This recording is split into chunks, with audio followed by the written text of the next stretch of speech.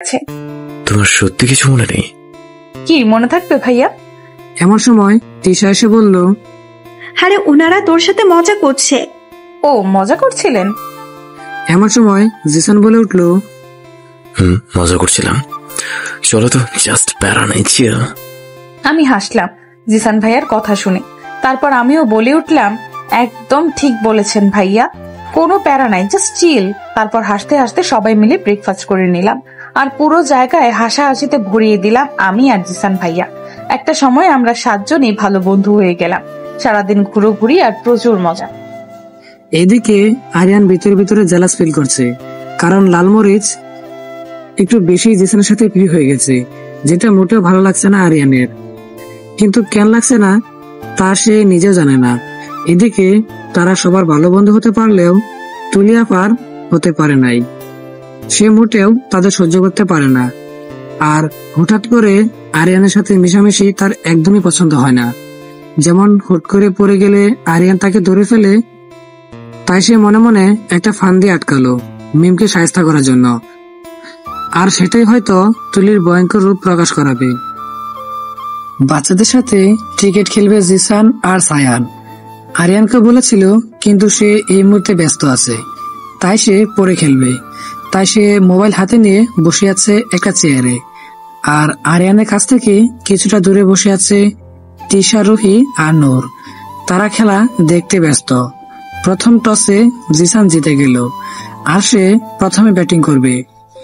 সময়টা বিকেল বেলা, কম হলেও 5টা বাজে। জিসান একটা উত্তেজনা মার্কা মুখ নিয়ে ব্যাটটা হাতে নিয়ে দাঁড়ালো, আর সায়ান বোলিং করবে। আর কিছু 10 বছরের বাচ্চারা চারিদিকে ফিল্ডিং দিচ্ছে। সায়ান জিসানকে বলে উঠল, তুই রেডি তো? জিসান একটা অ্যাটিটিউড মার্কা লুক নিয়ে বলল, দেখবি প্রথম বলেই 6। জিসানের কথা শুনে সায়ান বলে উঠল, ঠিক আছে, আগে মার তো, তোর দৌড় কত দূর জানা আছে আমার। প্রথম বল করতেই জিসান ব্যাট রেখে দৌড়, কারণ বলটা খুব স্পিডে আসতেছিল। জিসানের কাণ্ড দেখে তিয়াশা এবং ওখানে উপস্থিত সবাই হেসে দিল। জিসান সবার হাসি দেখে পুরো মাঠ ঘুরে দৌড়ে এসে জায়গায় দাঁড়িয়ে বলল, এত হাসার কি আছে, আমি একটু ব্যায়াম করছিলাম। জিসানের কথা শুনে হাসলো সায়ান, তারপর বলল, ঠিক আছে, এবার রেডি তো? সায়ান আবারও দৌড়ে এসে বল করতে যাবে। এমন সময় জিসান হাত দিয়ে সায়ানকে থামতে বলল। সাথে সাথে সায়ান থেমে গেল, তারপর বলে উঠল, কি হলো আবার? দাঁড়া, এক গ্লাস পানি খেয়ে নেই। এই বলে জিসান দিল আবার দৌড়। সোজা আরিয়ানের সামনে গিয়ে দাঁড়ালো। তারপর আরিয়ানের পাশে থাকা টেবিলের উপর জগ থেকে 1 গ্লাস ডকডক করে পানি খেয়ে নিল। জিসান আবার দৌড়ে। জিসানের কাজে মজা নিচ্ছে সবাই, জিসান নিজেও মজা পাচ্ছে। জিসান আবার ব্যাট নিয়ে দাঁড়াতেই সায়ান বলে উঠল, তুই কি খেলবি নাকি আমরা চলে যাব? সায়ানের কথা শুনে জিসান বলে উঠল, আরে দাঁড়া, একটু সময় দে, দেখবি প্রথম বলেই 6। বুঝতে পারছি, এখন বল করি। সায়ান আবারও দৌড়ে বল করে আসতে লাগলো। প্রথম বলে জিসান বল দেখতেই পেল না, মারবে কি? জিসানের কাণ্ডে সবাই হাসছে।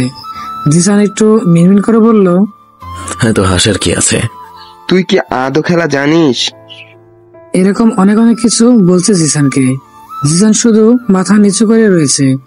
এদিকে সবাই জিসানকে নিয়ে হাসাহাসি করছে। ও নিজেও জানে না অটোমেটিক কিসব মুখ থেকে বেরিয়ে আসলো, মিস্টার মাল্টিপ্লাক, অল দ্য বেস্ট। এদিকে হঠাৎ তিশার কথা শুনে জিসান তো অবাক। কি বলল? All the best? মুহূর্তেই জিসানের মধ্যে একটা তীব্র আকাঙ্ক্ষা চলে আসলো। এই বলে সে পুরো জোশে ব্যাট নিয়ে দাঁড়ালো আর হাতের ইশারায় সায়ানকে বলল, বল করতে। সায়ানও হেসে আবার দৌড়ে এসে বল করলো। সবাই এই মুহূর্তে জিসানের ব্যাটিং এর দিকে মন দিল। তিশা, রুহি, নূর, এমনকি আরিয়ানও এবার জিসানের পুরো ফিল্মের হিরোদের মতো নিজের গায়ের সমস্ত শক্তি দিয়ে ব্যাট দিয়ে বলটাকে হিট করলো। সাথে সাথে বল উঠছে আকাশে। এদিকে সবাই পুরো হা হয়ে গেল জিসানের কাজে। তিশার অল দ্য বেস্টের পাওয়ার এত, তা হয়তো জিসান নিজেও জানতো না। জিসান পুরো জোশ নিয়ে বলল, কি বলেছিলাম 6 মারবো, মারছি। দেখছি স্যার, আই এম সো জেন্সার ফ্যান টু জিনিয়াস। এই বলে সবার মুখের দিকে তাকাতে জিসান অবাক, কারণ সবাই একটা রাগী লুক নিয়ে তাকিয়ে আছে তার দিকে। জিসান সবার মুখের দিকে তাকিয়ে বলে উঠলো, কি হলো, তোদের মুখের অবস্থা এমন কেন হয়ে গেছে? জিসানের কথা শুনে সায়ান চেঁচিয়ে বলে উঠলো, তুই গিয়ে এখন বল নিয়ে আয়। কেন আমি বল আনবো? তুই বল কোথায় মারছিস দেখেছিস? কোথায়? ফ্ল্যাশব্যাক। জিসান এত স্পিডে বল আকাশে মারছে যে বল সোজা গিয়ে ছাদে থাকা একটা রুমের মধ্যে কাঁচের জানালা ভেঙে ভিতরে ঢুকে গেছে। সায়ানের ডাকে জিসান তার ফ্ল্যাশব্যাক থেকে বেরিয়ে আসলো। কোথায় গিয়েছে বুঝতে পেরেছিস? এখন তুই গিয়ে বল আনবি। আমি পারবো না। যারা ফিল্ডিং ছিল তারা কি করছিল? তুই যাবি না মানে? তুই মারছস, তুই আনবি। আমি পারবো না। তুই পারবি। এই নিয়ে দুজনের মধ্যে কথা কাটাকাটি শুরু হয়ে গেল। আর ওদের এই ঝগড়া দেখে আরিয়ান হাসতে হাসতে গিয়ে ওদের মাঝখানে দাঁড়িয়ে বলল, ঠিক আছে, তোদের কাউকে আনতে হবে না, আমি যাচ্ছি। এই বলে আরিয়ান হাঁটা দিল। আর বাকি সবাই অপেক্ষা করে আছে কখন আরিয়ান বল নিয়ে আসবে। এদিকে তুলি মনে মনে এক সাংঘাতিক বিষয় ভেবে রেখেছে। এই মুহূর্তে সে মিমকে খোঁজার জন্য ব্যস্ত। ফোনে কথা বলছি আমি আমার বড় ভাই রিয়াদের সাথে। অনেকদিন হয়েছে এখানে এসেছি, কিন্তু খুব একটা কথা হয়নি মা বাবার সাথে। আজকে শুধুমাত্র এখানে আসতে পেরেছি ভাইয়ার জন্য। ভাইয়ার সাথে কথা বলছি, এমন সময় পেছন থেকে ডাক দিল কেউ আমায়। পেছন ঘুরে তুলি আফারে দেখে আমি তো অবাক। আমায় ডাকছে আজকে? সূর্য কোন দিকে যাচ্ছে? তুলি আফার ডাক শুনে আমি ভাইয়াকে বললাম, ঠিক আছে ভাইয়া, আমি তোমার সাথে পরে কথা বলছি। আর খুব তাড়াতাড়ি আমরা ঢাকা ব্যাক করছি। তুমি আর অল্প কিছুদিন আপুকে ম্যানেজ করো। আমার কথা শুনে ভাইয়া বলে উঠলো, কোনো সমস্যা হলে আমাকে কিন্তু জানাবে। ঠিক আছে, ওকে বাই ভাইয়া। বাই। ফোনটা কেটে আমি চলে গেলাম তুলি আফার কাছে। আমি কাছে আসতেই আপু বলে উঠলো, তোমার সাথে আমার কিছু কথা আছে। ওকে বলুন। এখানে না, ছাদে চলো। ছাদে কেন? আরে চলো না, আমি জানি তুমি আমায় খুব একটা পছন্দ করো না, তাই হয়তো।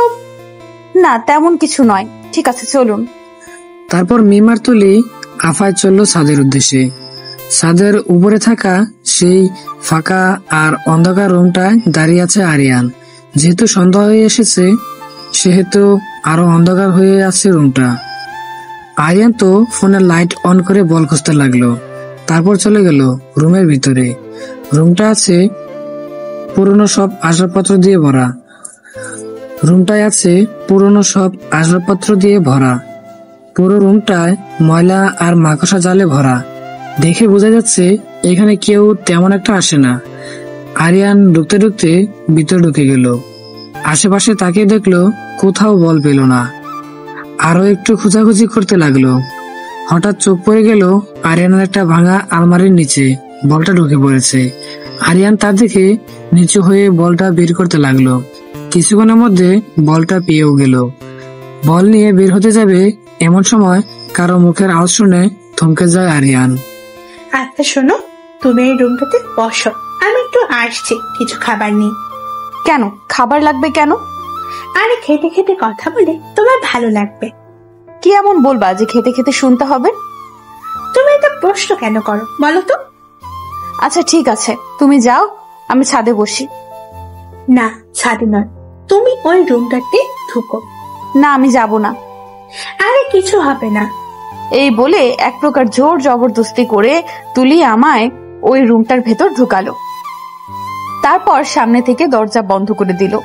তুলি যে এমন একটা কাজ করতে পারে সেটা আমি ভাবতেই পারিনি। আমি দরজার ভেতর থেকে বাড়ি মারতে মারতে বললাম, তুমি দরজা কেন বন্ধ করে দিলে? কারণ আজ সারা রাত তুই একা এই অন্ধকার রুমে থাকবি। প্লিজ আপু, এমন করো না। আমার যে অন্ধকার রুমে ভয় হয়। তার জন্যই তো তোকে এখানে রেখে যাচ্ছি। প্রচুর চালিয়েছিস তুই আমায়, আমার বন্ধুদের তুই নিজের বশে করেছিস, এমনকি আরিয়ানকেও নিজের করে নিচ্ছিস তুই। তুলির কথা শুনে আমি যেন অবাকের চরম সীমানায় পৌঁছে গেছি। কি বলছে উনি? আমি আরিয়ানকে নিজের করে নিতে চাই? এসব কি বলছো তুমি? যা বলছি ঠিক বলছি। এ বলে তুলি চলে গেল। এই মুহূর্তে সে খুব আনন্দে আছে। নাচতে নাচতে গিয়ে নিজের রুমে বিছানায় বসে পড়লো। খুব ভালো লাগছে তার। হুট করেই তার মাথায় ব্যথা শুরু হয়ে গেল। তুলি তার মাথাটা ধরে আহ করে চিৎকার দিয়ে উঠলো। তারপর তাড়াতাড়ি ওষুধ খেয়ে সোজা বিছানায় শুয়ে পড়লো। খুশিতে নাচতে ইচ্ছে করছে তার। এইভাবে সে ঘুম। এদিকে লাগাতার দরজায় বাড়ি মেরে ক্লান্ত মিম। চোখ মুখ ফ্যাকাশে হয়ে যাচ্ছে আমার। মাথার ভিতর বনবন শব্দ করছে। হাত থেকে মোবাইলটা পড়ে গেল। চারপাশ ঘুরছে ভীষণ। এখন কি করবে মিম? সবকিছু অসহ্য লাগছে মিমের। কে বাঁচাবে মিমকে? এইভাবে নিচে বসে পড়ল। শ্বাস নিতেও কষ্ট শুরু হয়ে গেছে। আর কিছুক্ষণের মধ্যেই হয়তো দম বন্ধ হয়ে মারা যাবে। জোরে জোরে শ্বাস নিচ্ছে আর বলছে, প্লিজ কেউ আলো জ্বালাও, আমি আর নিতে পারতেছি না। এমন সময় কারো কণ্ঠ ভেসে আসলো কানে। সে বলছে, লালমরিচ, ধৈর্য ধরো, কিছু হবে না। আরিয়ান তার হাতের লাইটটা জ্বালিয়ে সামনে এসে বসলো মিমের। তাকে দেখেই হুট করে জোরে ধরলো মিম। তারপর বলে উঠলো, প্লিজ আমায় এখানে একা ফেলে যাবেন না। আমার এই অন্ধকার একদম সহ্য হয় না, চারপাশ ঘুরছে। প্লিজ তাড়াতাড়ি আলোর ব্যবস্থা করুন, না হলে এখনই দম বন্ধ হয়ে আমি মারা যাব। ওই তুলিয়াফায় আমায় এখানে আটকে চলে গেছে। এইদিকে আরিয়ান পড়ে গেল মহাবিপদে। এখন কি করবে সে? সে ভাবতেও পারছে না এই তুলি এরকম জঘন্য একটা কাজ করবে। আরিয়ান মিমের মাথায় হাত দিয়ে বলল, ঠিক আছে, তুমি শান্ত হও, আমি দেখছি কি করা যায়। এই বলে আরিয়ান ফোনটা হাতে নিল। জিসানকে কল করবে তার আগেই ফোনটা ঠাস করে বন্ধ হয়ে গেল। সাথে সাথে পুরো রুম একদম কুটকুটে অন্ধকার হয়ে গেল। এই মুহূর্তে আরিয়ান আবারও ঘাবড়ে গেল। এখনই ফোনটা বন্ধ হওয়া লাগলো। আমার একদম সহ্য হচ্ছে না। আর এই অন্ধকার রুম, চারপাশ সব ঘুরছে, মাথার চারপাশ ঘুরছে, শ্বাসকষ্টে দম বন্ধ হয়ে যাচ্ছে আমার। এদিকে মিমকে এতটা শান্ত হয়ে যাওয়াতে ঘাবড়ে গেল সে। আরিয়ান মিমকে ধরে বসে বলল, কি হলো তোমার এতটা শান্ত কি করে হয়ে গেলে? আরিয়ানের কথা কানে বাসছে মিমের, কিন্তু শ্বাস নিতে পারছে না, তাই কথা বলতে পারছে না। তারপরও এক ঝাঁক কষ্ট নিয়ে কাঁপা কাঁপা গলায় বলে উঠল, আমি শ্বাস নিতে পারছি না, এখানে অনেক অন্ধকার, আমি হয়তো এখনই মারা যাব। মিমের কথা শুনে আরিয়ানের বুকের ভিতরটা ধক করে উঠল। এসব কি বলছে ও? না না, এমনটা হতে পারে না, আমি যে ওকে নিজের থেকে বেশি চাই। এই মুহূর্তে আরিয়ান বুঝে গেছে এই কয়েকদিন কেন রাতে সে ঘুমাতে পারে না, কেন লালমরিচ জিসানের সাথে কথা বললে জেলাস ফিল হয়। কারণ সে যে ভালোবেসে ফেলেছে লালমরিচকে। এখন এই ভালোবাসা মানুষটাকে কষ্ট পেতে একদমই সহ্য হচ্ছে না আরিয়ানের। এসব নানা কিছু ভাবছে আরিয়ান। এদিকে মিমের অবস্থা শেষ, শ্বাস নিমেষেই বন্ধ হয়ে যাবে মিমের। আরিয়ানকে শক্ত করে জড়িয়ে ধরে আছে। তারপর বলে উঠল, প্লিজ কিছু করুন, আমি আর নিতে পারছি না। ব্যাস, আর কিছু মনে নেই। আমি আরিয়ানকে জড়িয়ে ধরেই অজ্ঞান হয়ে গেলাম। এদিকে মিমের হাত হালকা হতেই আরিয়ান বুঝে গেছে মিম অজ্ঞান হয়ে গেছে। আরিয়ান নিজের উপর নিজেই এই মুহূর্তে বিরক্ত। ফোনটাকে ইচ্ছে করছে ভেঙে টুকরো টুকরো করে দিতে। তবে এতটুকু বিশ্বাস ছিল কিছুক্ষণের মধ্যেই তাকে খুঁজতে সবাই এখানে চলে আসবে। এই আরিয়ান মিমকে শক্ত করে জড়িয়ে ধরে বলল, কিছু হবে না তোমার। আর তুলির উপর প্রচন্ড রেগে গেছে আরিয়ান। সে ভাবতেই পারছে না তুলি এমন কিছু করবে। এদিকে তিশা রুহি পুরো বাড়ি খুঁজতে লাগলো মিমকে, কিন্তু কোথাও খুঁজে পাচ্ছে না তাকে। পুরো বাড়িতে মিমকে খোঁজার হট্টগোল পড়ে গেল। সবাই এতটাই ব্যস্ত হয়ে গেল যে আরিয়ান যে ছাদে গেছে সেটা তাদের মাথা থেকে বেরিয়ে গেছে। সবাই ভাবছে তাদের মতো আরিয়ানও মিমকে খুঁজছে। আর অন্যদিকে তুলি মাথায় ব্যথার ওষুধের জায়গায় ঘুমের ওষুধ খেয়ে বেঘরে ঘুমাচ্ছে। সে হয়তো জানেই না তার ছোট বলে কতটা সর্বনাশ হয়ে যাবে, আর সেই সর্বনাশে তার নিজের ক্ষতি বেশি হবে না। পরের দিন সকালে বাসর ঘরে বসে আছি আমি, কি থেকে কি হয়ে গেল সবকিছু যেন মাথার উপর দিয়ে গেল। এইভাবে হুট করে ফাটা স্পিকারের সাথে বিয়ে হয়ে যাবে সেটা আমি স্বপ্নেও ভাবতে পারিনি। কি করে কিভাবে কি হলো বুঝতেই পারলাম না। এখন আমায় এই ফাটা স্পিকারের সাথে সারা জীবন থাকতে হবে। ভাবতেই যেন কেমন কেমন লাগছে আমার। আজকে শুধুমাত্র এই তুলি আফার জন্য আমার জীবনটা তছনছ হয়ে গেল। ভাবতেই কান্না পাচ্ছে ভীষণ, কিন্তু আমার চোখে পানি আসছে না। সকালে সোফায় বসেই ঘুমিয়েছিল সবাই। এমন সময় হুট করে জিসানের ঘুম ভেঙে যায়, আর জিসানের ঘুম ভাঙতেই তার মনে পড়ে গেল তখন আরিয়ান ছাদে গিয়েছিল বল আনতে। তারপর তো আর তাকে দেখেনি কেউ, আর আমরা তো ছাদে খুঁজতে যাইনি ওদের। এইভাবে জিসান ঘুম থেকে উঠে সবাইকে ডাকলো। এত ভোরে সবাইকে ডাকাতে সবাই লাফ দিয়ে উঠলো। দাদু বলে উঠলো, কি হয়েছে আমার ময়না পাখিকে খুঁজে পেয়েছো? জিসান লাফ দিয়ে বলল, দাদু পাইনি, তবে আমার মনে হয় পেয়ে যাব। দাদু অবাক হয়ে বলল, মানে? দাদু আমার মনে হয় আরিয়ান আর তোমার ময়না পাখি দুজন একসাথে ওই ছাদে আছে। জিসানের কথা শুনে দাদু মনে মনে খুব রেগে গেল, কারণ অবিবাহিত একটা মেয়ে একটা ছেলে কখনো একসাথে থাকতে পারে না।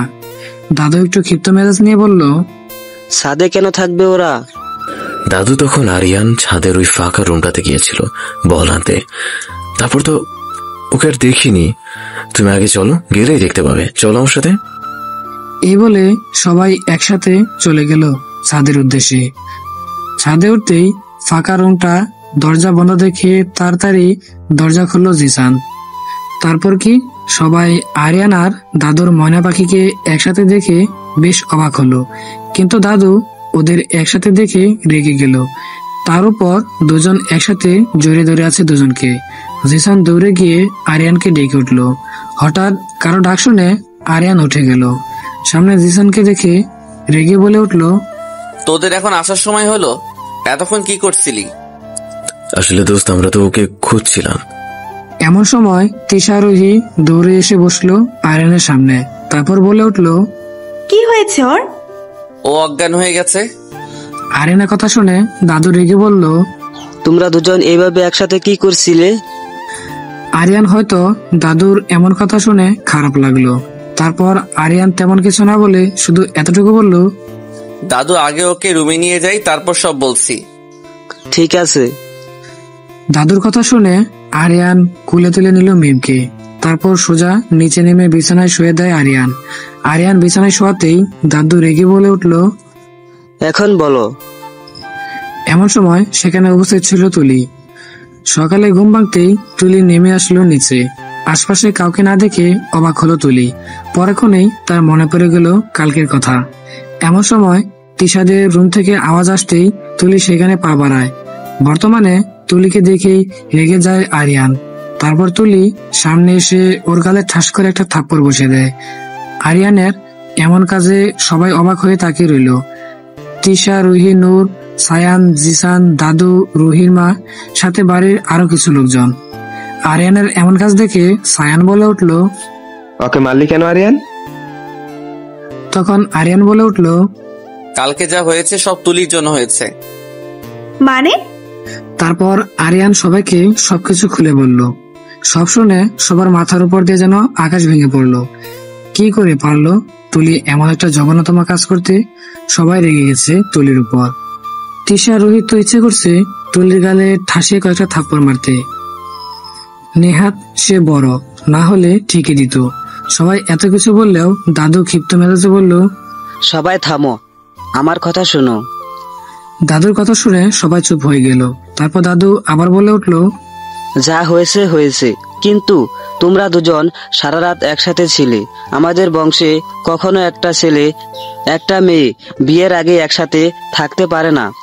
তাই আমি ঠিক করেছি তোমার আর ময়না পাখির বিয়ে দেওয়া হবে, তাও আজকেই।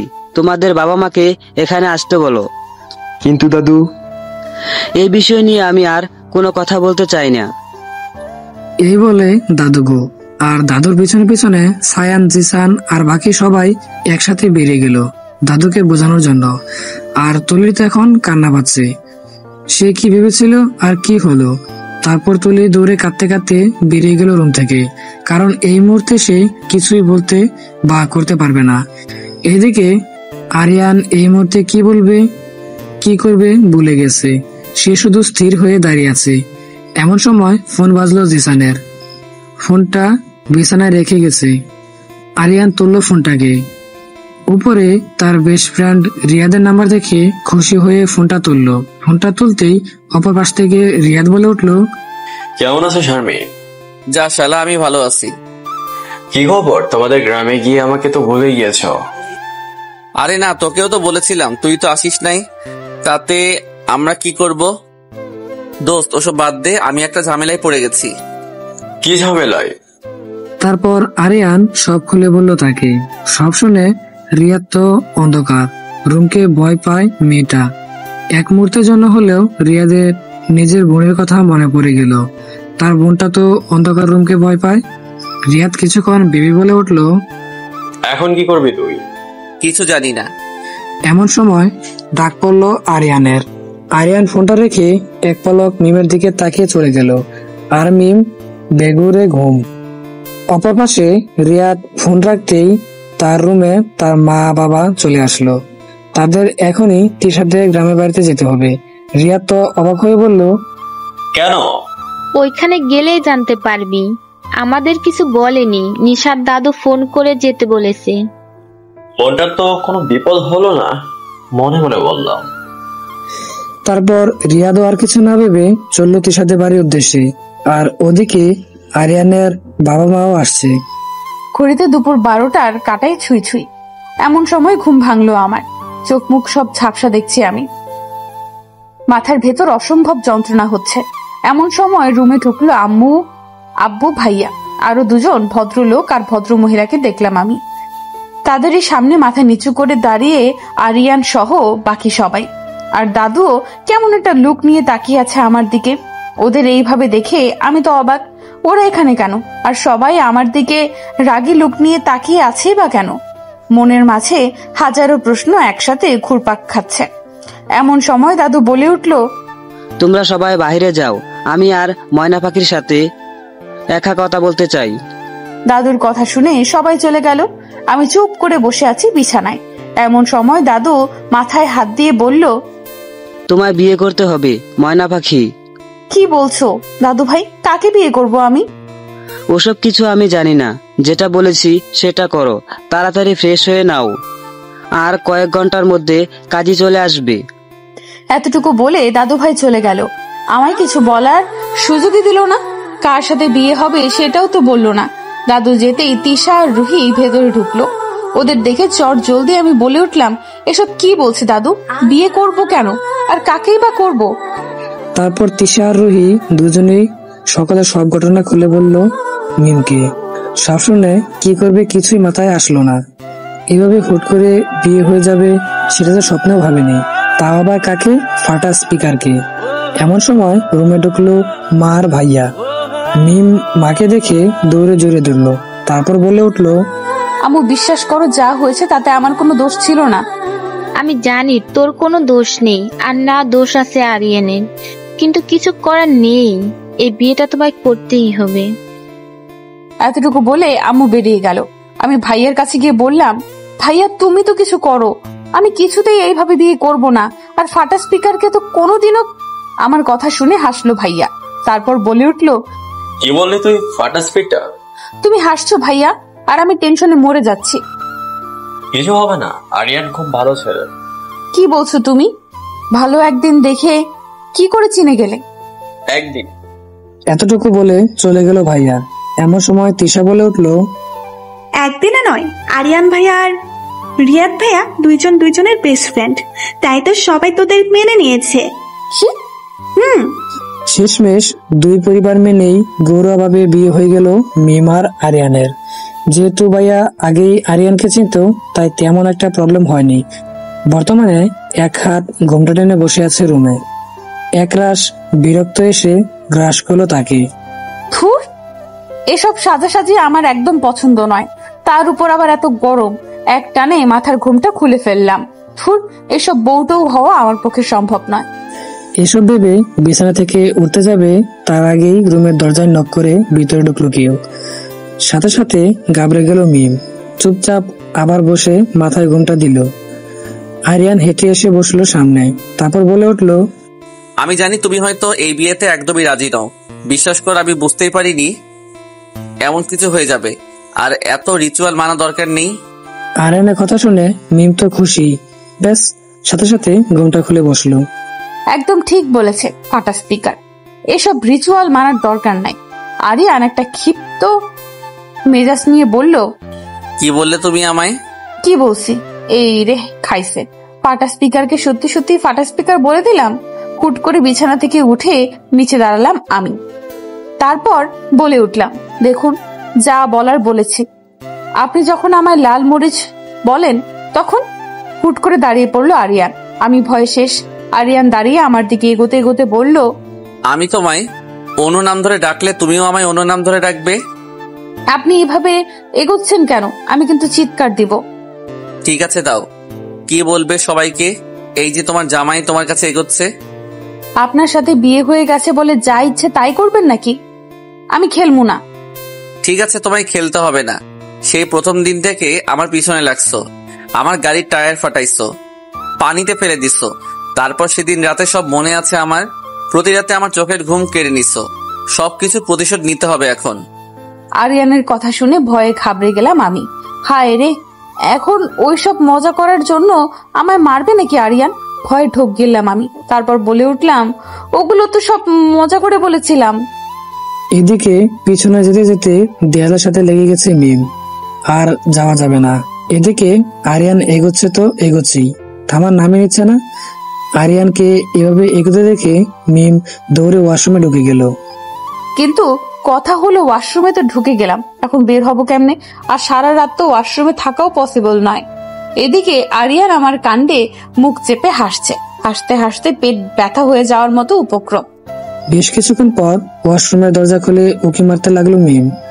আশপাশে কাউকে না দেখে একটা নিঃশ্বাস ফেললো। তারপর ওয়াশরুম থেকে বেরিয়ে সোজা বিছানার কাছে যাবে, এমন সময় হুট করে আরিয়ান সামনে চলে এলো। সাথে সাথেই ঘাবড়ে গেল মিম। দৌড়াতে যাবে তার আগেই শরীরের সাথে পা লাগিয়ে পেঁচিয়ে ঠাস করে পড়ে গেল আরিয়ানের গায়ের উপর। আচমকা এমনটা হওয়াতে আরিয়ান তো পাল সামলাতে না পেরে পড়ে যায় নিচে। হঠাৎ করে পড়ে যাওয়াতে মিম চেঁচিয়ে বলে উঠলো, ও মা গো, আমার কোমর গেল রে। আরিয়ান আমার কথা শুনে ধমক দিয়ে বলল, ইডিয়েট, তোমার কোমর নয় আমার কোমর গেছে। বাসার ঘরেই বউ আমার কোমর ভেঙে দিল রে। বোর্ডের ফুরফুরে আলোতে ঘুম ভাঙলো আরিয়ানের। আর তাকে আষ্টে দৃষ্টে জড়িয়ে ধরে আছে আমাদের না টুকু আরিয়ানের লাল মরিচ। আরিয়ান মুচকি হাসলো তার দিকে তাকিয়ে। আর কিছু হোক বা না হোক, মনে মনে যে খুব খুশি হয়েছে আরিয়ান বিয়েটা হয়েছে বলে। কিন্তু তার কপাল খারাপ, তার লাল মরিচ তার মনের ফিলিংস বুঝলো না। কবে বুঝবে কে জানে, আদৌ কি বুঝবে কিনা তাতেও সন্দেহ আছে আরিয়ানের। হঠাৎই আরিয়ানের চোখ গেল তার লাল মরিচের কপালের কাছে লেপে থাকা চুলের দিকে। আনমনে হাসলো আরিয়ান। চুলগুলো হালকা বাতাসে উঠছে। একটা জিনিস ভেবে মনে মনে হাসছে ভীষণ আরিয়ান। সেটা হলো রিয়াদকে অলওয়েজ শালা ডাকতো আরিয়ান, আর আজ কিনা সত্যি সত্যি শালা হয়ে গেল রিয়াদ আরিয়ানের। খুব একটা যাওয়া হয়নি রিয়াদের বাসায়। একবার গিয়েছিল আরিয়ান, কিন্তু তখন তার বোন ছিল না, শুধু রিয়াদের মায়ের সাথেই কথা হয়েছিল। প্রথম দেখায় ভালো লেগেছিল আরিয়ানকে রিয়াদের আম্মুর, তাই হয়তো এত সহজেই বিয়েটা মেনে নিল রিয়াদের পরিবার। শুধু তার বউটাই মানতে পারল না। এইভাবে দীর্ঘশ্বাস ফেললো আরিয়ান। তারপর আরো কিছুক্ষণ তার লাল মরিচের দিকে তাকিয়ে থেকে কপালে একটা চুমু দিয়ে আস্তে করে উঠে পড়লো সে। বিছানা থেকে সোজা ওয়াশরুমে ঢুকে পড়লো আরিয়ান। এখনো কোমরে ব্যথা আছে আরিয়ানের। কাল রাতের কথা ভাবতে আরো হাসি পাচ্ছে তার। হঠাৎই চোখ গেল নিচে পড়ে থাকা কুলবালিশটার দিকে। সেটা দেখে এই মুহূর্তে আরিয়ানের মাথায় একটা জিনিসই আসলো, সেটা হলো আসলে তার বউ একটা পাগলি। কাল রাতে ঘুমাতে যাওয়ার আগে মাঝখানে কোলবালিশ রেখে ঘুমিয়েছিল মিম, আর সেই বালিশের স্থান হলো গিয়ে খাটের তলায়। ঘুমের মধ্যে কখন সরিয়ে ফেলেছে হয়তো সে নিজেও জানে না। কোলবালিশটা বিছানায় রেখে আরিয়ান গো। সকাল 8টা। চোখের পানি পড়াতে ঘুম ভাঙলো আমার। হঠাৎ পানি পড়াতে এক প্রকার লাফিয়ে উঠলাম আমি। এদিকে আমি উঠতেই উচ্চস্বরে হাসলো রুহি আর তিশা। ইচ্ছে করছে দুটোর মাথায় বাড়ি মেরে ভেঙে দিই। চোখ ডলতে ডলতে উঠে বসলাম আমি। তারপর বললাম, ওই তোদের সমস্যা কি? আমি একটু ঘুমাতে দিবি না? আর কত ঘুমাবি? এখন যে শ্বশুর বাড়ি যেতে হবে তোকে। কি? এভাবে তাকিয়ে লাভ নেই, তোকে এখন তৈরি হতে হবে। আরিয়ান ভাইয়ার আম্মু আব্বু আর নূর অনেক আগেই চলে গেছে, এখন তোকে আর আরিয়ানকে যেতে বলছে। এসব কি বলছিস তোরা? আমি বাড়ি যাব না। এমন সময় আম্মু আসলো রুমে। আমার কথা শুনে আম্মু বলে উঠলো, না, তোকে এখান থেকেই শ্বশুর বাড়ি যেতে হবে। মুহূর্তের মধ্যে মন খারাপ হয়ে গেল আমার। এই হুট করে বিয়ে একদম সহ্য হচ্ছে না আমার। চোখের কোণে পানি এসে জমলো আমার। আমি দৌড়ে আম্মুকে জড়িয়ে ধরে বললাম, এসব কি বলছো তোমরা? এমনটা হতে পারে না। আমি তোমাদের সাথে তোমাদের বাড়ি না, আমার বাড়ি যাব। আম্মু আমার মাথায় হাত দিয়ে বলল, এমন করিস না, এটা তো নিয়ম। বিয়ের পর যে মেয়েদের তার স্বামীর বাড়ি গিয়ে থাকতে হয়। না, আমি যাব না। পাগলি মেয়ে, এমনটা বললে চলবে না তো। তাড়াতাড়ি তৈরি হয়ে নে। এই বলে আম্মু আমায় ছাড়িয়ে চলে গেল। তারপর তিশা আর রুহি বলে উঠল, তাড়াতাড়ি ফ্রেশ হয়ে নে, তোকে তৈরি হতে হবে। ওদের কথা শুনে ওদের দুজনকে একসাথে জড়িয়ে ধরে কেঁদে দিলাম আমি। তারপর বলে উঠলাম, এটা কি হলো? এমনটা কেন হলো? আমার যে খুব কষ্ট হচ্ছে তোদের ছেড়ে। ভাইয়া আম্মু আব্বুকে ছেড়ে কিভাবে থাকবো আমি? আমি যাব না। তোরা আম্মুকে বলে দে না প্লিজ। আমার কান্না দেখে ওরাও কেঁদে দিল। তারপর বলে উঠল রুহি, এমনটা বলে না, দেখবি তুই খুব ভালো থাকবি আরিয়ান ভাইয়াদের বাড়িতে, ওনারা খুব ভালো। আমি ওসব কিচ্ছু জানি না, আমি যাব না। এসব বলিস না, আমাদের তো কষ্ট হচ্ছে। কোথায় ভাবলাম তোর বিয়েতে নাগিন ডান্স দেবো, কিন্তু কিছুই হলো না। এইসব হয়েছে ওই তুলার বস্তার জন্য। তিশার কথা শুনে রেগে গেলাম আমি। এই মুহূর্তে তুলিকে ইচ্ছে করছে ঠাস করে লাগাতার মারতে থাকি। আমার ভাবনার মাঝেই রুহি বলে উঠল, যা হয়েছে ভুলে যা, আগে গিয়ে ফ্রেশ হয়ে আয়। এই বলে এক প্রকার জোর জবরদস্তি করে ওয়াশরুমে ঢুকিয়ে দিল রুহি আর তিশা। এই মুহূর্তে প্রচুর কষ্ট হচ্ছে মিমের, বুক ফেটে কান্না পাচ্ছে তার। এইভাবে জীবনটা এলোমেলো হয়ে যাবে ভাবতেই পারিনি। দাদু ভাই আমার সাথে এমনটা করতে পারলো? আর কথা বলবো না আমি দাদু ভাইয়ের সাথে। লাল বেনারসি শাড়ি পরিয়ে পাক্কা 1.5 ঘন্টা বসিয়ে রেখে সাজিয়ে দিল মিমকে তিয়াশা আর রুহি। বাবা গো বাবা, এত সাজ একদম সহ্য হচ্ছে না আমার। মনে হচ্ছে কেউ আমায় গরমের ফ্যাক্টরিতে আটকে রেখেছে। আমি লাফিয়ে উঠে দাঁড়িয়ে বললাম, এত সাজ ভালো লাগছে না। এত বড় কানের দুল কেন পরিয়েছিস আমায়? মনে হচ্ছে এক্ষুনি কান ছিঁড়ে হাতে চলে আসবে আমার। আমার কথা শুনে বিরক্ত মাখা মুখ নিয়ে তিশা বলে উঠল, কিছু হবে না। তারপর রুহি রেগে বলল, তোর তো সবকিছুতেই সমস্যা। শাড়ি পরিয়ে দিয়েছি, তাতেও তোর প্রবলেম। আইলাইনার দিয়ে দিয়েছি, তাতেও তোর প্রবলেম। গলায় গয়না পরিয়ে দিয়েছি, তাতেও তোর প্রবলেম। মুখে মেকআপ করিয়ে দিয়েছি, তাতেও তোর সমস্যা। এখন কোথায় যাব আমরা বল? এত প্রবলেম নিয়ে ঘুমাস কি করে তুই? যা, তোকে আর সাজাতে পারবো না আমি। তোর এত বকবক শুনে আমি পাগল হয়ে গেলাম। যাই আমি, তুই থাক তোর সমস্যা নিয়ে। রুহির কথা শুনে আমি বলে উঠলাম, দোস্ত তুই এতটা রেগে গেলি কেন? রাখবো না। এই বলতে বলতে রুহি রেগে মেগে রুম থেকে বেরিয়ে আসতে নিলে পা পিছলে যায় রুহির। আচমকা এমন হওয়াতে ভয়ে চোখ বন্ধ করে নিল রুহি। হঠাৎই মনে হলো কেউ রুহির কোমর জড়িয়ে ধরে আছে, যার কারণে রুহি নিচে পড়তে গিয়েও বেঁচে যায়। আস্তে আস্তে রুহি তার চোখ খুলল। সামনের ব্যক্তির মুখ দেখে কি রিয়াকশন দিবে রুহি বুঝতে পারছে না। সে লজ্জায় নাক কাটা যাচ্ছে মনে হয়। অপূর্ব লাগছে এই মুহূর্তে সায়ানকে রুহির কাছে। প্রথম দিন থেকেই তো সায়ানের প্রতি আকৃষ্ট ছিল রুহি। আজকে সেই আকৃষ্টতা আরো দ্বিগুণ আকার ধারণ করলো। এই কয়েকদিন অনেকভাবে নিজেকে মানানোর চেষ্টা করেছে রুহি, কিন্তু ব্যর্থ সে বুঝে গেছে যে সায়ানকে ভালোবেসে ফেলেছে, কিন্তু কোথাও এক ভয় আছে তার মনে, যার কারণে সবসময় দূরে দূরে থাকে রুহি সায়ানের কাছ থেকে। কারণ সে যেটা ভাবছে সেটা হয়তো কোনোদিনও সম্ভব না।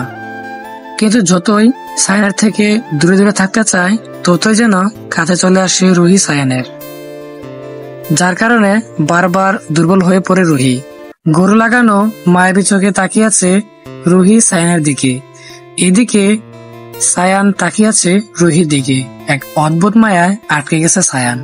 রুহির চোখ এক অদ্ভুত মায়া আছে যেটা তাকে খুব টানছে এই মুহূর্তে। এই কয়েকদিনে বহুবারই তো এমন হয়েছে, কিন্তু আজ এক অন্যরকম আকৃষ্টে আটকে গেছে সায়ান।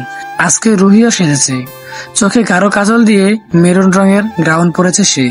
চুলগুলো খুলে দিয়েছে, কারণ তারাও যে আজকাল ফিরবে ঢাকাতে। সহজভাবে বললে আজকে সবাই গ্রাম ছেড়ে চলে যাবে যার যার গন্তব্যে। রুহি আর সায়ানের ভাবনার মাঝখানে গিয়ে দাঁড়ালাম আমি আর তিশা। হাসি পাচ্ছে খুব ওদের এভাবে একে অপরের দিকে তাকিয়ে থাকতে দেখে। আমি আর তিশা দুজনেই ওদের মাঝখানে দাঁড়িয়ে কাশি দিলাম। সাথে সাথে দুজনেই তাদের ভাবনা থেকে বেরিয়ে আসলো। দুজনেই আমাদের কাজে লজ্জা পেয়েছে। সায়ান তাড়াতাড়ি রুহিকে ছেড়ে দিয়ে তোতলাতে তোতলাতে বলে উঠলো, তোমাদের হয়েছে, দাদু ডাকছে সবাইকে, বের হতে হবে তো। এই বলে সায়ান আর 2 মিনিট দাঁড়ালো না, দ্রুত গতিতে চলে গেল। এদিকে সায়ান যেতেই রুহি তো আমতামতা করে বলে উঠলো, কেউ আম্মু ডাকছে, আমিও গেলাম। এই বলে এক প্রকার দৌড়ে চলে গেল রুহি। এদিকে তারা দুজন ওদের কাণ্ড থেকে হাসতে হাসতে শেষ। তারপর মিম বলে উঠলো, তুমি ছুঁয়ে দিলে হায় আমার কি যে হয়ে যায়।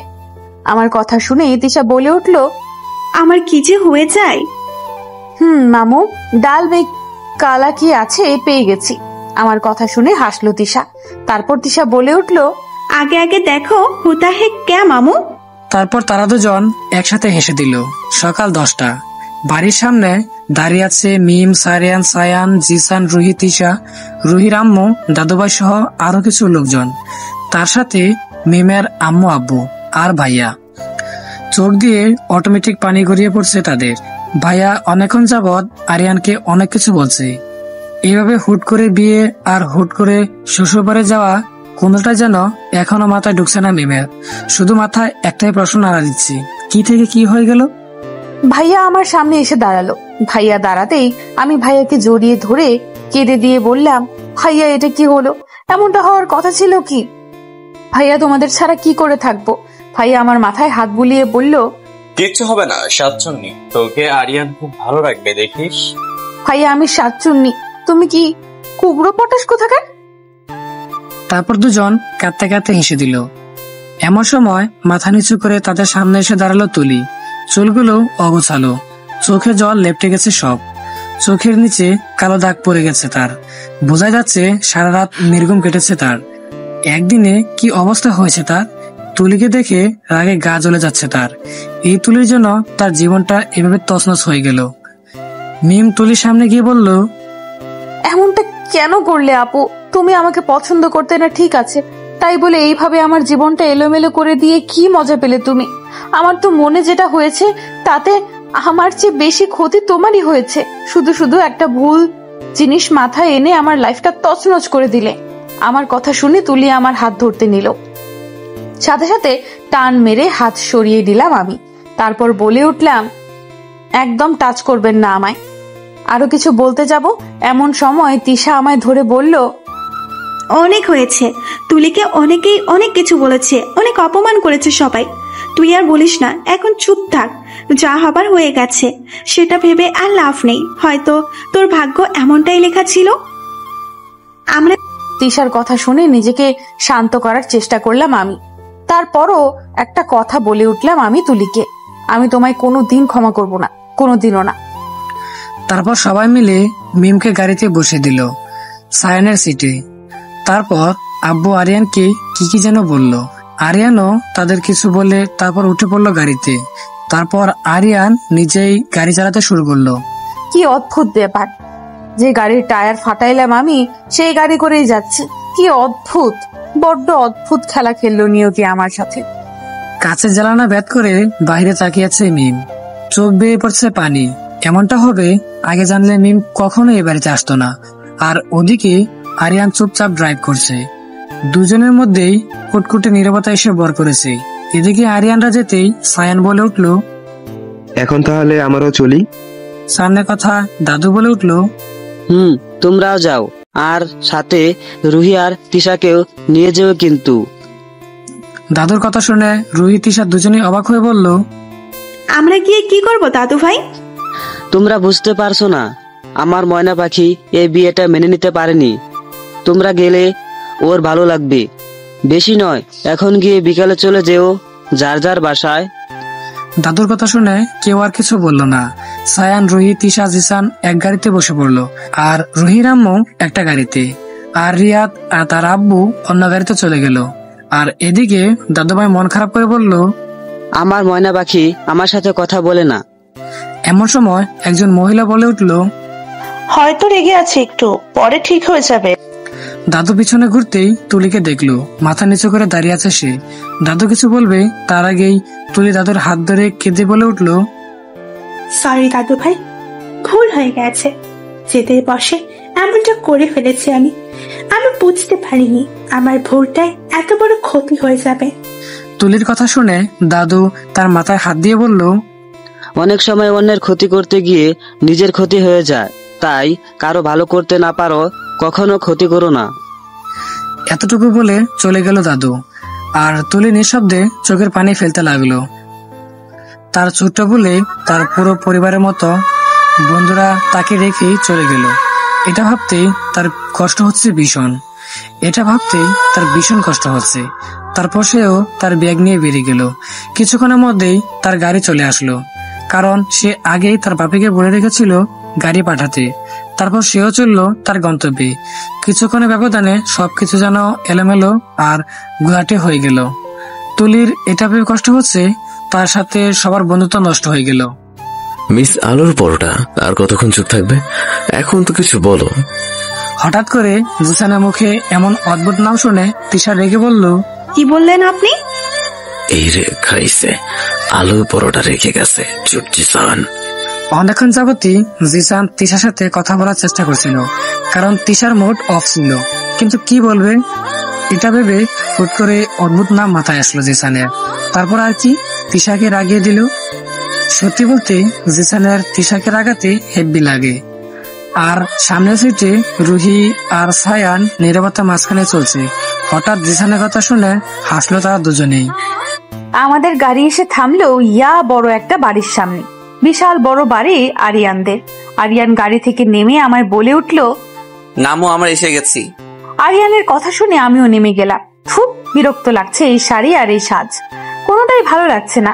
একরাশ বিরক্ত নিয়ে শাড়ির কুচি ধরে নেমে পড়লাম আমি গাড়ি থেকে। আমি নামতেই আরিয়ান বলে উঠলো, চলো তাহলে যাওয়া যাক। আরিয়ানের প্রশ্নের উত্তর দিলাম না আমি, চুপচাপ আরিয়ানের পিছন পেছন চললাম। একরাশ ভয়ে বুক কাঁপছে আমার। ফুল, কেন যে বিয়েটা হলো? আমরা দরজার কাছে আসার আগেই বাড়ির ভেতর থেকে কিছু মানুষ এসে দাঁড়ালো। আরিয়ানের আম্মু মুচকি হেসে বলল, এসে পড়েছিস তোরা? সেই কখন থেকে অপেক্ষা করছি তোদের জন্য। নূর এসে আমায় জড়িয়ে ধরে বলল, উফ ভাবি, চলে এসেছো। আমার যে কি মজা হচ্ছে, আমি তো ভাবতেই পারিনি তুমি আমার ভাবি হবে। আমি নিজেই বা কোথায় জানতাম বোন। তারপর কিছু নিয়ম কানুন সেরে তাদের ভিতরে ঢুকতে বলল আরিয়ানের আম্মু। তারপর তারাও আর কিছু না ভেবে সোজা ভিতরে ঢুকে গেল। আরিয়ান তো বাড়ির ভেতরে ঢুকেই হন হন করে চলে গেল, হয়তো তার রুমে। আমি ভেতরে ঢুকে পুরো বাড়িটা ঘুরে ঘুরে দেখতে লাগলাম। অসম্ভব সুন্দর বাড়িটা, সবকিছুই কি সুন্দর গোছানো অবস্থায় আছে। অসম্ভবভাবে পছন্দ হয়েছে আমার বাড়িটা। এমন সময় শাশুড়ি আম্মা বলে উঠলো নূরকে, ওকে নিয়ে গিয়ে আরিয়ানের রুমে দিয়ে আয়, একটু ফ্রেশ হয়ে নি, তারপর কথা হবে। শাশুড়ি মায়ের কথা শুনে নূরও বলে উঠলো, ঠিক আছে আম্মু। তারপর নূর আমার হাত ধরে বলল, চলো আমার মিষ্টি ভাবি। নূরের কথা শুনে হাসলাম আমি। তারপর চললাম উপরে। নূর একটা রুমের সামনে দাঁড় করিয়ে রেখে চলে গেল আমায়, আর বলল, এটাই নাকি আমার রুম। ভেতরে ঢুকতেই একটা সংকোচ বোধ হচ্ছে আমার, ঢুকবো কি ঢুকবো না। আশ্চর্য, তুই ভয় পাচ্ছিস কেন? জোরে নিঃশ্বাস নে, তারপর ঢুকে যা। এই বলে নিজেকে শান্ত করে আস্তে দরজা খুলে উকি মারতে লাগলাম আমি। আশ্চর্য, রুমে কেউ নেই। থুর, খুদাই এতক্ষণ বকবক করছিলাম। রুমের ভেতর ঢুকতেই চোখ রসগোল্লা হয়ে গেল আমার, কারণ রুমটাতে খুব সুন্দরভাবে সাজানো গোছানো আছে। এই মুহূর্তে নিজের রুমের কথা মনে করতেই হাসি পাচ্ছে আমার। আমার রুমটা ছিল একদম অগোছালো, গোডাউন। এই অগোছালোর জন্য কত বকা খেয়েছি আমি আম্মুর কাছে। সবকিছু মনে পড়ছে আমার। সবকিছু ভেবে দীর্ঘশ্বাস ফেললাম আমি। পুরো রুমটাই খুব পছন্দ। রুমের দেওয়ালের এক সাইডে রয়েছে আরিয়ানের অনেকগুলো ছবি টাঙানো। সব ছবিগুলোই সুন্দর। হঠাৎই আরিয়ানের একটা ব্ল্যাক শার্ট পরা ছবির দিকে চোখ গেল আমার। বরাবরই আমার ব্ল্যাক শার্টের উপর আকৃষ্টতা বেশি। ছবিটাতে আরিয়ানকে অসম্ভব সুন্দর লাগছে। এই প্রথমবার আরিয়ানের ফেসের দিকে এতটা গভীরভাবে তাকিয়ে আছি আমি। সামনাসামনি এভাবে তাকাইনি কখনো। হঠাৎই ওয়াশরুমের দরজা খোলার আওয়াজে কিছুটা কেঁপে উঠল মিম। পেছন করে তাকাতে চোখ বড় বড় হয়ে গেল মিমের। চোখ বন্ধ করে চেঁচিয়ে উঠল, কারণ আরিয়ান শুধু টাওয়ালে পরে বেরিয়ে এসেছে। এদিকে আরিয়ান মিমের চেঁচানো শুনে পুরো ভেবাচেকা খেয়ে গেল। হুট করে আরিয়ান এসে মিমের মুখে চেপে ধরে বলল, বোকামে এইভাবে চেঁচাচ্ছ কেন? ওদিকে দরজার সামনে অলরেডি আমার চেঁচানো শুনে শাশুড়ি মা আর নূর এসে বলল, কি হয়েছে বৌমা? কি হয়েছে ভাইয়া? শাশুড়ি মায়ের কথা শুনে আরিয়ান একটা রাগী লুক নিয়ে আমার দিকে তাকিয়ে চেঁচিয়ে বলে উঠল, ও কিছু নয় আম্মু, তোমার বৌমা একটা টিকটিকি দেখে ভয় পেয়েছে। শাশুড়ি মা অবাক হয়ে বলল, কি? আম্মু কিছু হয়নি, তোমরা যাও। বিনিময়ে শাশুড়ি মা আর নূর কিছু না বলে চলে গেলেন। ওদিকে অন্যরা যেতেই আরিয়ান ধমক দিয়ে বলল, তুমি পাগলের মতো চেঁচালে কেন? আরিয়ানের কথা শুনে মিম শুধু উমুম আওয়াজ করলো, যার অর্থ আমার মুখ ছাড়ুন। আরিয়ান মিমের শব্দের অর্থ বুঝতে পেরে হাত সরিয়ে ফেললো। আরিয়ানের কাছ থেকে ছাড়া পেতেই মিম চোখ বন্ধ করে কাঁপা কাঁপা গলায় বলে উঠল, আপনি এগুলো কি পরে আছেন? ভুলে গেছেন নাকি আপনার রুমে আমি আছি? এদিকে আরিয়ান মিমের কথা শুনে নিজের দিকে একবার তাকিয়ে বলল, কি পরেছি আমি? কি পরছেন মানে? আপনি খালি গায়ে আছেন কেন? এদিকে আরিয়ান মিমকে এতটা ভয় পেতে দেখে পুরোই মজা পাচ্ছে। সামান্য খালি গায়ে দেখে এইভাবে ভয় পাচ্ছে। আরিয়ান একটু মজা নেওয়ার জন্য বলে উঠল, ও তুমি তাহলে আমাকে এই ভেবে দেখে ভয় পাচ্ছ জানো? আরিয়ানের কথা শুনে মিম যেন অবাকের চরম সীমানায় পৌঁছে গেছে। একদিনে জানো হয়ে গেলাম। আমি টিপ টিপ করে চোখ খুললাম। চোখ খুলে আবারও ওইভাবে দেখে আমি পেছন ঘুরে বললাম, আপনি এখনো চেঞ্জ করছেন না কেন? তাড়াতাড়ি জামা কাপড় পরুন। আরিয়ান মুচকি হেসে আমার পেছনে দাঁড়িয়ে কানের কাছে এসে বলল, না পরবো না, আজকে এইভাবে থাকবো। কি? কেন তুই বুঝতে পারোনি? আমি আবার একটা কথা একবারে বেশি বলি না। আরিয়ানের কথা শুনে আমি যেন অবাকের উপর অবাক হচ্ছি। আমার ডায়লগ আমাকেই বলছে। দেখুন এবার কিন্তু তুমি কি? আমি কিন্তু এখন আবার চেঁচাবো, ফাটা স্পিকার। তা চেঁচিয়ে কি বলবে শুনি, লালমরিচ? এটাই বলবো যে আপনি। আরিয়ান আমার কথা শুনে হাসতে হাসতে এগোতে এগোতে বলল, আমি কি করেছি তোমার সাথে? আচমকা আরিয়ানের এইভাবে এগোতে দেখে আমি পুরো ভয় ঘাবড়ে গেলাম। সাথে সাথে আমিও পিছিয়ে যেতে লাগলাম আর কাঁপা কাঁপা গলায় বললাম, আপনি এগোচ্ছেন কেন? দূরে থাকুন আমার কাছ থেকে। দূরে না গেলে কি করবে তুমি শুনি? আপনি কিন্তু বাড়াবাড়ি করছেন। কি বাড়াবাড়ি করেছি বলো? আর তুমি এইভাবে পিছিয়ে যাচ্ছ কেন? ভয় পাচ্ছ আমায়? ভয় কেন পাবো? আপনি বাঘ না ভাল্লুক? তাহলে কাঁপছো কেন? সাথে তোতলাচ্ছ কেন? এদিকে এক পর্যায়ে পিছনে যেতে যেতে দেয়ালের সাথে লেগে গেল মিম। আর যাওয়া যাবে না পিছনে। এদিকে আরিয়ানও মিমের এতটা কাছে চলে এসেছে যে বুকের ভিতর দগ্ধ করছে মিমের। হার্টবিট ওঠানামা শুরু হয়ে গেছে। শ্বাস মনে হয় এখনই বন্ধ হয়ে যাবে।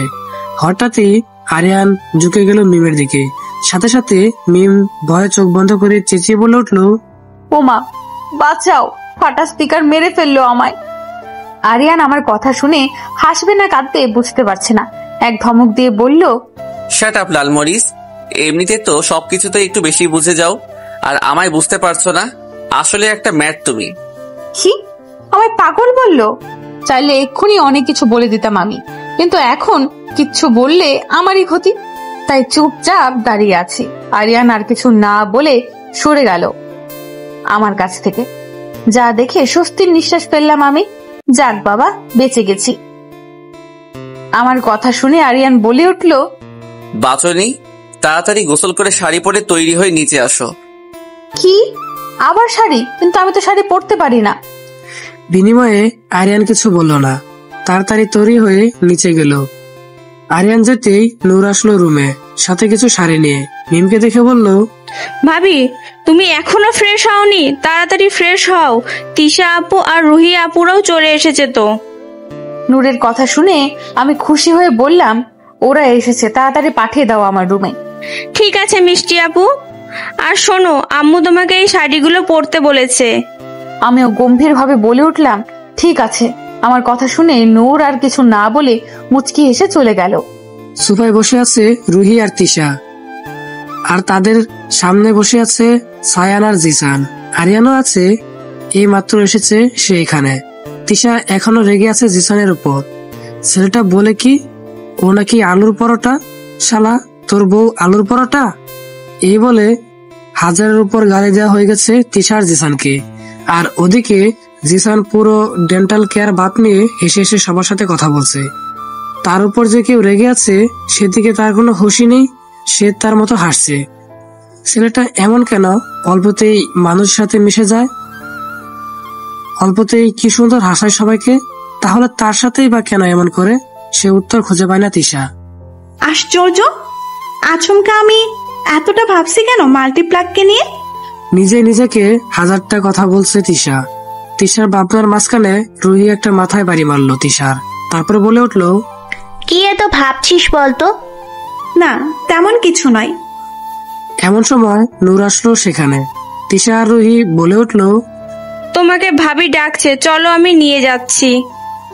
নূরের কথা শুনে তিশা আর রুহির বুঝতে বাকি নেই, এই বিয়েটা আর কেউ খুশি না হলেও নূর সেই লেভেলের খুশি হয়েছে।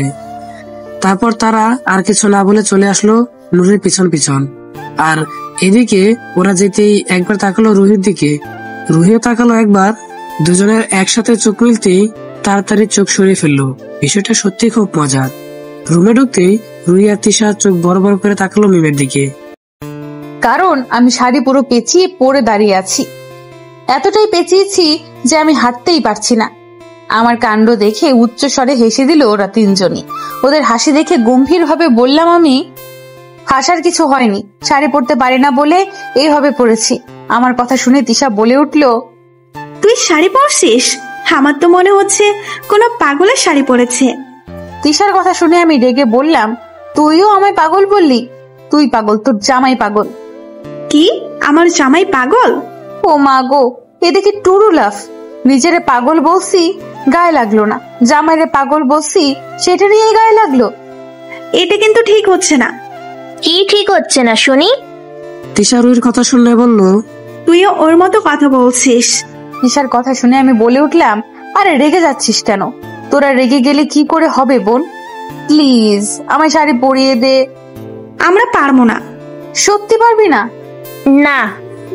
ঠিক আছে, তোদের একটাকেও আমার দেবরের জন্য নিব না। রুহিকে তো নিবই না। আমরাও তো যাব না তোর দেবরদের সাথে। যা, এখন তুই মুড়ি খা। ঠিক আছে, আমারও দিন আসবে, মনে রাখিস। এই বলে বিছানায় বসে পড়লাম আমি। কিছুক্ষণের মধ্যেই ওরা হাসতে হাসতে আসলো, আমার সামনে এসে বসে পড়লো। তারপর বলল, আরে আমরা তো মজা করছিলাম, আয় তোকে শাড়ি পরিয়ে দেই। ওদের কথা শুনে হাসলাম আমি। তারপর ওরা তিনজন মিলে শাড়ি পরিয়ে দিল আমায়। হঠাৎই রুহির ফোনটা বেজে উঠলো। ফোনটা হাতে নিয়ে বেরিয়ে যায় রুহি। আচমকা কারোর সাথে ধাক্কা লেগে যায় রুহির, সাথে সাথে হাত থেকে ফোনটা পড়ে যায় রুহির। উপরে তাকাতেই সায়ানকে দেখে রুহি আর কিছু বলার আগেই সায়ান বলে উঠলো, মিস ভূমিকম্প, তুমি যখন তখন বারবার খালি পড়ে যাও কেন? সায়ানের কথা শুনে রুহি বলে উঠলো, কি? আমি ভূমিকম্প? তা নয় তো কি, যখন তখন যেখানে সেখানে পড়ে যাও কেন? আমি পড়লাম? কই পড়লো তোমার মোবাইল? তুমি পড়া আর তোমার মোবাইল পড়া একই কথা। পুরাই ভূমিকম্প, হুট করে আসে আবার হুট করে চলে যায়। সায়ানের কথা শুনে রুহি রেগে বলল, আমি ভূমিকম্প? আমি যদি ভূমিকম্প হই তাহলে আপনি হলেন ঘূর্ণিঝড়। এই তুমি আমায় ঘূর্ণিঝড় বললে? এক প্রকার অবাক হয়ে কথাটা বলে উঠলো সায়ান। আর ওদিকে পুরো জোশে কথাটা বলে উঠলো। এখন সায়ানের কথা হাঁটু কাঁপছে রুহির। এখন কি করবে সে? রুহি কাঁপা কাঁপা গলায় বলে উঠলো, ইয়ে না মানে কই কিছু না তো। কি ইয়ে না মানে করছো? যা বলার স্পষ্ট করে বলো। এদিকে রুহির অবস্থা যাচ্ছে তাই অবস্থা হয়ে গেছে। ভয়ে হাত পা ঠান্ডা হয়ে যাচ্ছে তার। দূর চাই, ওনাকে ঘূর্ণিঝড় বলার কি দরকার ছিল? এখন কি করব আমি? কি হলো, কথা বলছো না কেন? সায়নের কথা শুনে রুহি তার ভাবনার জগৎ থেকে বেরিয়ে আসলো। তারপর হুট করে বলে উঠলো, আরে আরিয়ান তুলা ভাই, আপনি এসেছেন? রুহির কথা শুনে সায়ন পিছনে ঘুরে তাকালো, কিন্তু পিছন ঘুরে কাউকে দেখতে না পেয়ে অবাক হয়ে বলল, কোথায় আরিয়ান? সামনে থেকে কোনো সারা শব্দ না পেয়ে সায়নের বুঝতে বাকি নেই রুহি তার সাথে মজা করে পালিয়ে গেছে। পরক্ষণেই হেসে দিল সায়ান। আর ওদিকে সিঁড়ি বেয়ে পুরো ফুল স্পিডে দৌড়াচ্ছে রুহি, যেন থেমে গেলেই তার জীবনটা বেরিয়ে যাবে। এক দৌড়ে পুরো নিচে নেমে জোরে জোরে শ্বাস ফেলতে লাগলো রুহি। বাবা গো বাবা, আর একটু হলেই পুরো নিঃশ্বাস বন্ধ হয়ে যেত। আজ আর সামনে যাচ্ছি না আমি। সিঁড়ি বেয়ে নিচে নামছি আমি আর তৃষা। এই শাড়ি পরে হাঁটা যায় নাকি? কিভাবে যে মেয়েরা এগুলো পরে থাকে কে জানে। সোফায় বসে আছে জিসান আর আরিয়ান। আরিয়ান মোবাইল টিপছে আর জিসান দেখছে। হঠাৎই জিসানের চোখ গেল উপরে। জিসান হা হয়ে তাকিয়ে আরিয়ানকে বলে উঠলো, দোস্ত ভাবিকে কি সুন্দর লাগছে। জিসানের কথা শুনে আরিয়ান ফোনটা থেকে মুখটা তুলে এক পলক তাকালো তার লাল মরিচের দিকে। হঠাৎই একটা দমকা হওয়ার মতো বাতাস বয়ে আসলো সেখানে, আর সেই বাতাসে লাল মরিচের চুলগুলো উড়ে আসছে লাল মরিচের মুখের সামনে। টুকটুকে লাল রঙের শাড়ির সাথে চুলগুলো খোলা, চোখে হালকা কাজল, মুঠো ভর্তি লাল রঙের কাচের চুড়ি। ব্যাস এতটুকু সাজতেই কতটা না সুন্দর লাগছে আরিয়ানের কাছে তার লাল মরিচকে। আরিয়ান এক পলক তাকিয়ে আছে সেদিকে। অদ্ভুত এক অনুভূতি আর ভালো লাগার আবেগে চলে গেল আরিয়ান। অসম্ভব ভালো লাগছে আরিয়ানের কাছে তার লাল মরিচকে। হঠাৎ জিসান আরিয়ানের কানে কানে বলে উঠলো, হিরে দোস্ত প্রেমে পড়ে গেলি নাকি? জিসানের কথা শুনে আরিয়ান আনমনে বলে উঠলো, অপূর্ব। আরিয়ানের কথা ঠিক বুঝতে না পেরে জিসান বলে উঠলো, কি বললি? জিসানের কথা শুনে আরিয়ান তার ভাবনার জগৎ থেকে বেরিয়ে এসে বলে উঠলো, না না কিছু না। এইদিকে সিঁড়ি বেয়ে আমরা দুজন নিচে নেমে এসে আরিয়ান আর জিসানকে কানে কানে ফিসফিস করে কথা বলতে দেখে তিশা বলে উঠলো, আপনারা কি ফিস করছেন বলুন তো? না তেমন কিছু না। তারপর জিসান আরিয়ানের পাশ থেকে উঠে এসে বলল আমায়, ভাবি তোমাকে কিন্তু খুব সুন্দর লাগছে। জিসানের কথা শুনে হাসলাম আমি। তারপর বলে উঠলাম, থ্যাংক ইউ ভাইয়া। জিসানের কথা শুনে তিশা একটু ভাব নিয়ে বলে উঠলো, দেখতে হবে না সাজিয়ে দিয়েছে কে? তিশার কথা শুনে জিসান বলে উঠলো, তাই তো বলি আলোর পরোটা তো ভাব নিচ্ছে কেন? জিসানের কথা শুনে তিশা রেগে বলল, ভালো হয়েছে মাল্টিপ্লাক? আমি মাল্টিপ্লাক আলোর পরোটা। তাহলে আমি আলোর পরোটা। এই নিয়ে দুজনের মধ্যে বেজে গেল ঝগড়া। ওদের ঝগড়া দেখে আমি আর আরিয়ান হাসতে হাসতে শেষ। তারপর ওদের দুজনের মাঝখানে আমরা দুজন দাঁড়িয়ে বললাম, আরে ঠিক আছে আর ঝগড়া করতে হবে না। আমি জিসানকে বলে উঠলাম, মাল্টিপ্লাক ভাইয়া এখন থেমে যাও। আর আরিয়ান তিশাকে বলে উঠলো, আর আলুর পরোটা তুমিও থেমে যাও। আমাদের কথা শুনে জিসান আর তিশা একসাথে চেঁচিয়ে বলে উঠলো, তোরাও। ব্যাস ওদের চেঁচানো শুনে আমরা দুজন দুজনের কান চেপে ধরে বললাম, আমরাও। আমরাও।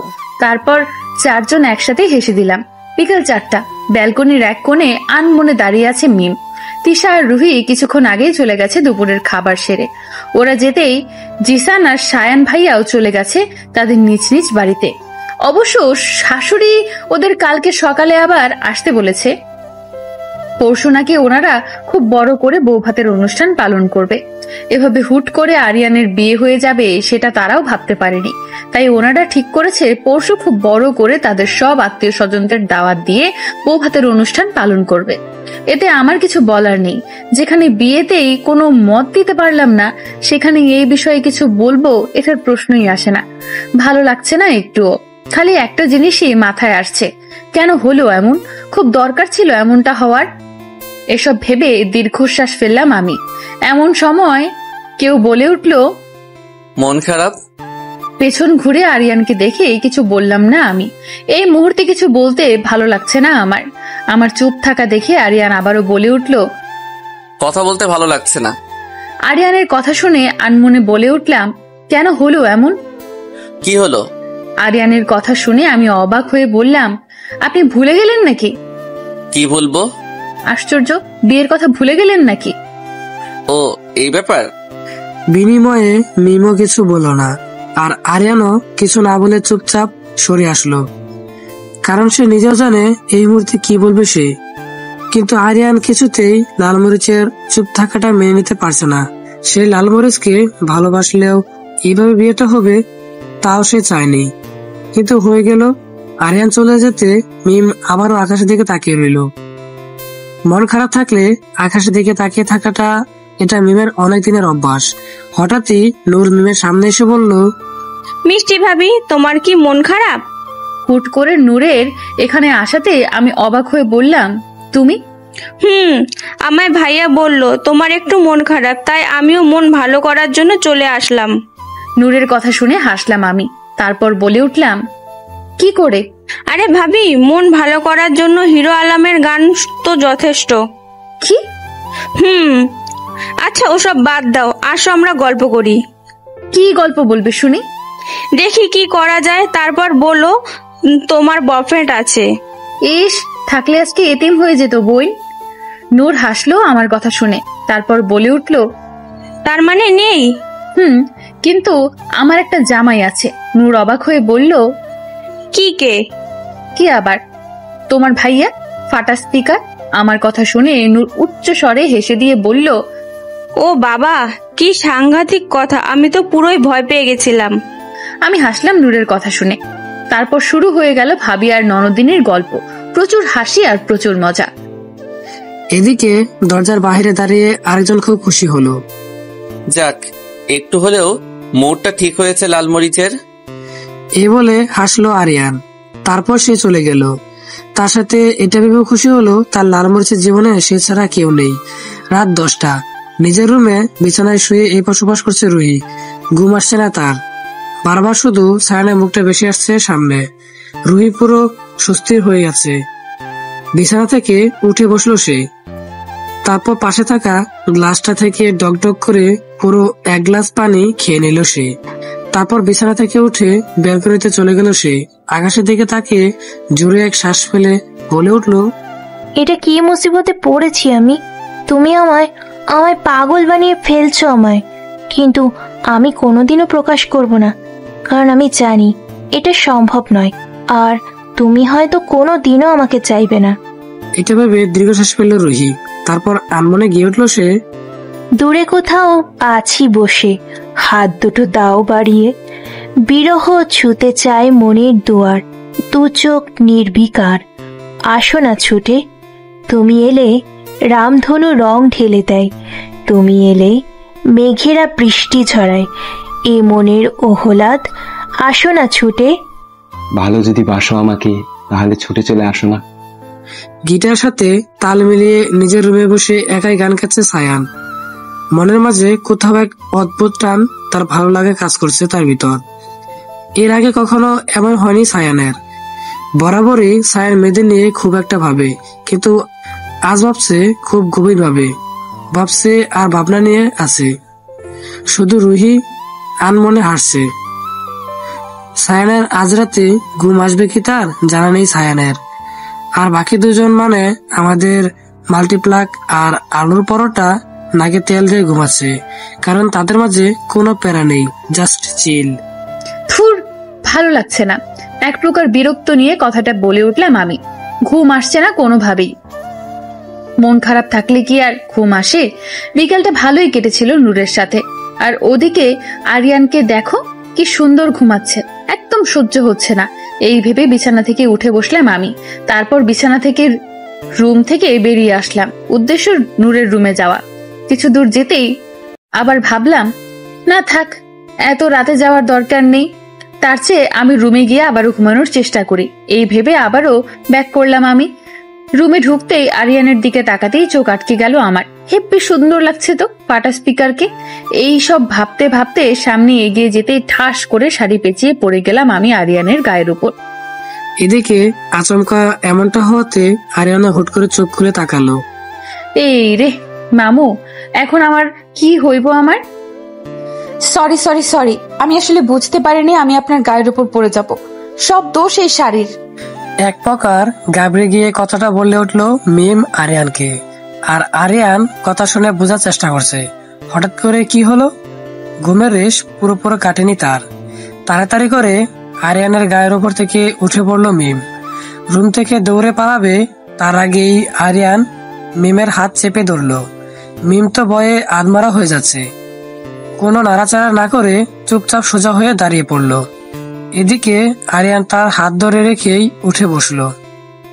তারপর বলে উঠলো, এত রাতে কোথা থেকে আসছিলে তুমি? আরিয়ানের কথা শুনে কাঁপা কাঁপা গলায় আমি বললাম, না মানে একটু পানি খেতে গিয়েছিলাম, হুট করে এই শাড়ি পেঁচিয়ে পড়ে গেছি আর কি। খরগোশের মতো দৌড়ালে পড়তে তো হবেই। কি আমি খরগোশ? আমি খরগোশ হলে আপনি তাইলে কুমির। হোয়াট? আপনার মাথা, হাত ছাড়ুন, ঘুমাবো আমি। আমার ঘুমের 12টা বাজিয়ে এখন ঘুমানো হচ্ছে? দিব না তোমায় ঘুমাতে, সারা রাত দাঁড়িয়ে থাকবে তুমি। কি? চেঁচাও কেন? কান ফেটে যাবে আমার। ফাটুক, আমায় ঘুমাতে না দিলে আমি চেঁচাবই। তারপর আরিয়ানের কানের কাছে গিয়ে চেঁচিয়ে বললাম, বুঝতে পারছেন ইউ ফাটা স্পিকার? এদিকে আরিয়ান আমার চেঁচানো শুনে আমার মুখ চেপে ধরে বলল, লাল মরিচ দিব কিন্তু একটা। আরিয়ানের কথা শুনে মিমের চোখ অটোমেটিক বড় বড় হয়ে গেল। আরিয়ান মুখ থেকে হাত সরিয়ে ফেলতেই বলে উঠলো মিম, কি কি দিবেন আমাকে? অনেক কিছুই তো দিতে চাই, কিন্তু তুমি বুঝছো কই? কি ভাবছেন বলুন তো? তোমার মাথা। কি? আপনার মাথা? আচ্ছা তুমি কি 2 মিনিট চুপ করে থাকতে পারো না? না, পারি না। তা পারবে কেন? সারাদিন শুধু হাঁসের মতো প্যাক প্যাক করতেই থাকো। কি আমি হাঁস? আমি হাঁস হলে আপনি মুরগি। আরিয়ান আমার কথা শুনে চেঁচিয়ে বলে উঠলো, ওরে বাবা, এই মেয়ে আমায় পাগল করে দিবে। আপনি তো এমনি পাগল, আর কি পাগল বানাবো? তুমি কি থামবে? না, থামবো না। সত্যি থামবে না? ন আকারে না। কথাটা বলতেই আরিয়ান হুট করে টান মেরে তার বুকের সাথে মিলিয়ে নিল মিমকে। আচমকা এমনটা হওয়াতে মিম পুরো ভয়ে গাবড়ে গেছে। তারপর আরিয়ান বলে উঠলো, আর একটা কথা বললে 100 বার উঠবস করবে তুমি। কি? আবার কথা বলছো? না না, কিছু না, আমি আর কথা বলবো না, কিন্তু আমায় নামাবেন তো। আবার কথা বলছো তুমি? আরে বাবা। আবারও লাল মরিচ? মানে থুকু, ভুল হয়ে গেছে। ঠিক আছে, এই লাস্ট বার। কিন্তু বলছিলাম কি, আমায় নামাবেন তো। তুমি আবার কথা বলছো? থুকু। এই বলে মুখে হাত দিয়ে মিম চুপ। কিন্তু কতক্ষণ এভাবে একটা ছেলের কোলে বসে থাকবে সে? থুর ছাই, এত বকবক কেন যে করি আমি? এখন কখন নামাবে আমায়, আর ঘুমাবো কখন? এসব ভাবতে ভাবতে কখন যে আরিয়ানের গলা জড়িয়ে ধরে ঘুমিয়ে পড়েছে বুঝতেই পারেনি। এদিকে আরিয়ান কিছুক্ষণের মধ্যে বুঝতে পেরেছে তার লালমরিচ ঘুমিয়ে পড়েছে। হাসলো আরিয়ান। তারপর তার লালমরিচকে শক্ত করে জড়িয়ে ধরে বলল, তুমি আসলে একটা পাগলি মেয়ে, এখন তো পাগলি বউ আমার। এতটুকু ভেবে মুচকি আসলো আরিয়ান। তারপর তার লালমরিচকে শুয়ে দিয়ে তার কপালে ছোট্ট একটা চুমু দিয়ে বলল, কবে বুঝবে আমার পাগলি বউ, তোমায় কতটা ভালোবাসি আমি, তোমায় নিয়ে যত্ন করি, খুনসুটের কুড়েঘর সাজাতে চাই আমি। আমার মিষ্টি পাগলি বউ, আমার লাল মরিচ। এসব বলে লালমরিচকে জড়িয়ে ধরে ঘুমিয়ে পড়লো আরিয়ান। দেয়ালের সাথে চেপে ধরে দাঁড়িয়ে আছে জিসান তিশাকে। চোখ মুখ পুরো লাল বর্ণ ধারণ করেছে জিসানের। আর জিসানের এত ভয়ঙ্কর চেহারা দেখে তিশা ভয়ে পুরো কেঁপে উঠল। ভয়ে তার হাত পা ঠান্ডা হয়ে গেছে। হঠাৎই জিসান তিশার দিকে ঝুঁকে বলল, আজকে তোমায় আমি মেরে ফেলবো আলুর পরোটা। জিসানের কথা শুনে তিশা ভয়ে গাবড়ে গিয়ে কাঁপা কাঁপা গলায় বলে উঠল, কি কেন? তুমি আমার রাতের ঘুম কেড়ে নিয়েছ। কি সব বলছেন আপনি? তিশা আর কিছু বলার আগেই জিসান তিশার গলা চেপে ধরলো। সাথে সাথে তিশা চেঁচিয়ে বিছানা থেকে লাফ দিয়ে উঠে বসলো। পুরো শরীর তার ঘামে ভিজে গেছে। এত ভয়ঙ্কর স্বপ্ন দেখলো সে। স্বপ্নের কথা ভাবতেই হাত পা ঠান্ডা হয়ে যাচ্ছে তিশার। তিশা হুট করে বিছানা থেকে উঠে দাঁড়ালো। তারপর রুম থেকে বেরিয়ে সোজা মায়ের রুমের ভিতর ঢুকলো সে। প্রচন্ড পরিমাণে ভয় পেয়েছে সে। আজ রাতে আর একা ঘুমাবে না তিশা। রাতে থুকুক, সকালে এক মগ পানি মুখে পড়ায় ঘুম ভাঙলো তিশার। আচমকা এমন হওয়াতে তিশা পুরো লাফ মেরে উঠে বসলো। তারপর চেঁচিয়ে বলে উঠলো, কোন শাকচুন্নি রে পানি দিল মুখে? তুই আমায় শাকচুনি বললি? হ, তোরেই কইছি। এই বলে রুহির দিকে তাক